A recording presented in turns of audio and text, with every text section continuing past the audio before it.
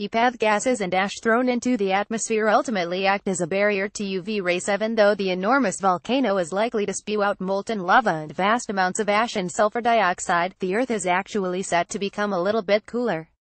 The gases and dust particles thrown into the atmosphere during the eruption will help cool the planet by shading incoming solar radiation, effectively providing a partial sunblock. Meanwhile, the sulfur dioxide reacts with the water vapor in the air to form droplets of sulfuric acid. These droplets accumulate in the Earth's stratosphere and form a haze, which acts as a barrier to UV rays and results in a cooling effect. The cooling effect can sometimes last for a few years, according to Professor Arculus, an emeritus professor in geology at the Australian National University, but eventually the droplets will fall back to Earth.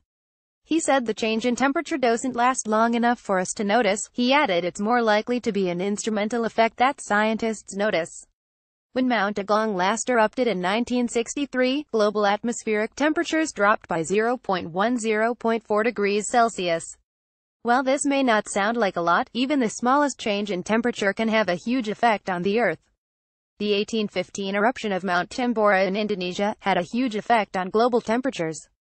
Professor Arculus explained after its eruption, it was known in Northern Europe and Northeast America as the year without summer. Getty file image dust particles will help cool the planet by shading incoming solar radiation. It caused a big enough temperature drop that there was frost in the New England region of the United States in August, and that's unheard of.